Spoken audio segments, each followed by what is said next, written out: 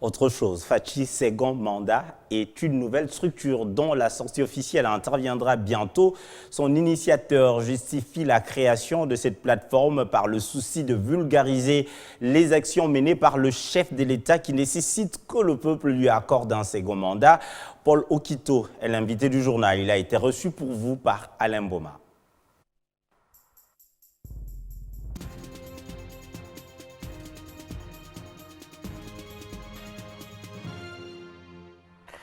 Mesdames, Messieurs, bienvenue dans Invité du journal. Les élections avancent à pas de géant, les partis politiques se préparent déjà et plusieurs structures naissent également. C'est le cas de Fachi Second Mandat.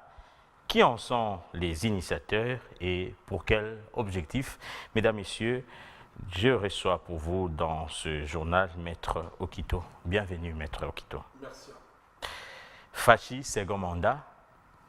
Qui en est l'initiateur d'abord? On commence par là. Ok, merci Alain. Vous savez que le Congo, ce n'est pas n'importe quel pays. Et le Congo, notre patrie, traverse une période exceptionnelle parce que les ennemis de la République intérieure et externe sont en train de chercher les stratégies pour nous assujettir, pour nous diviser et brûler le pays. Je suis de la diaspora congolaise. Je suis avocat international avec certains de mes compatriotes à l'étranger parce qu'en fait, d'ici, lorsque on vous parle de la diaspora, vous nous prenez comme si nous sommes des combattants, comme si nous sommes des violents. Des gens qui frappent les officiels. Ah oui, donc comme nous sommes c'est dans l'idée, cette c'est pas nous, forme mais c'est l'idée d'expression violente de la démocratie. Des combattants. Oui, je ne condamne pas les combattants parce que la violence peut être aussi une forme d'expression démocratique. Hein. C'est pourquoi les combattants peut-être utilisent la voix. Mais en dehors de ça, il y a aussi des Congolais, des intellectuels, des professeurs d'université, des avocats, des huissiers, donc qui pensent que non, et nous pouvons nous aussi nous exprimer différemment que la voix empruntée par les combattants de violence. Alors, c'est pourquoi nous avons créé ce collectif, un collectif Fachi Second Mandat, un collectif juste pour réfléchir, raisonner, participer à la reconstruction du pays. Parce que le président Tshisekedi a une vision pour le Congo. Au-delà parce que c'est un mouvement transpartisan, ce n'est pas un parti politique, moins encore une plateforme électoraliste. C'est un mouvement de renseignement, un mouvement de conscientisation, de vulgarisation pour faire comprendre aux Congolaises et aux Congolais la nécessité d'accorder un second mandat au président Fachi. Parce que si vous regardez les 2 premières années qu'il avait travaillé, il était dans une situation de conflictualité permanente avec les FCC, où les ordonnances du président étaient parfois refusées par les ministres parce qu'il a fallu avoir l'autorisation de l'ex-président Kabila. Donc, le président Fachi, c'était un président qui, normalement, travaillait que 36 mois. Et dans 36 mois, il y a aussi des pesanteurs, des situations exceptionnelles qui ont entraîné, en quelque sorte, non-accomplissement de certaines de ses promesses. Et je vous prends les Covid, et je vous prends la guerre à l'Est, tout ça. Mais il fallait faire avec, non? Bien sûr. Ce sont des catastrophes. Rien n'est dit que les 5 prochaines années, il n'y aura pas de catastrophes. Personne n'avait prévu que non, la guerre à l'Est et l'agression dont nous sommes victimes pourrait prendre autant du temps. Il n'y avait pas un budget spécialisé pour la guerre, parce qu'on ne prévoit pas la guerre. Donc, vous comprenez? Donc, on s'est rendu compte que cet homme a une vision, Tshisekedi. Je n'ai jamais rencontré Tshisekedi, hormis seulement lors de l'exposition d'Étienne Tshisekedi à Bruxelles, parce que j'étais à côté. Mais au jour d'aujourd'hui, je n'ai jamais été ni dans son cabinet, ni non. Mais je suis venu, non pas seulement accompagner le président Tshisekedi, mais sauver notre pays. On sauve le pays auprès des hommes qui ont la vision de les sauver. Il est temps, au-delà de nos divisions, même l'opposition qui se proclame aujourd'hui, il est temps que nous arrivions à construire des réflexions positives, patriotiques et nationalistes pour sauver les Congos. Et pour sauver les Congos, le président Tshisekedi, j'en suis certain, et je prends mon engagement devant tout le monde, c'est l'homme de la situation. C'est le premier à nous dire clairement que Kagame, c'était bandit, c'était un agresseur, c'est Kagame qui est à l'épicentre de la violence permanente au Congo. C'est le premier. Président Kabila était dans une forme de diplomatie, de courtoisie.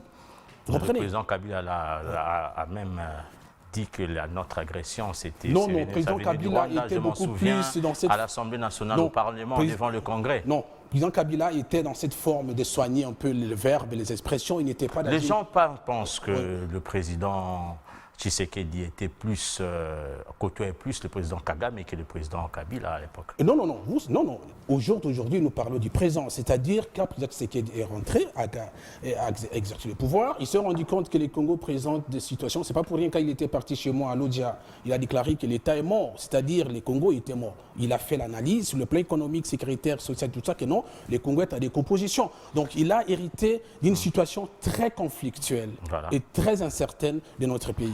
Et vous dites que c'est un parti politique, c'est une... Non.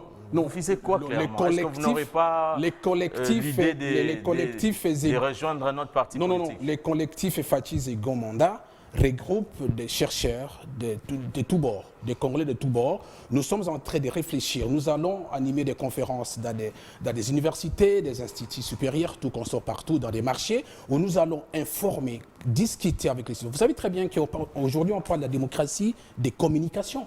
Parfois, il y a des réalisations qui sont faites par les gouvernements actuels, mais qui ne sont pas tellement connues, vulgarisées. Parce que je constate qu'au niveau de la présidence, il existe un déficitaire communicationnel pour expliquer aux citoyens congolais les réalisations qui sont faites par le président Fati avec ce gouvernement. Donc, je suis rentré au pays. J'ai arrêté mon travail. J'ai fermé mon cabinet. À l'étranger, la diaspora me cherche, c'est que non, je suis un collabo. Je ne suis pas un collabo, mais je suis un patriote. Donc, il est temps que nous arrivions au moins à dépasser nos égos pour la reconstruction de ces grands pays qui a besoin de toutes les énergies positives. Et cette réflexion va se faire ici, à Kinshasa? Le collectif Fatis et Gomanda est déjà ici.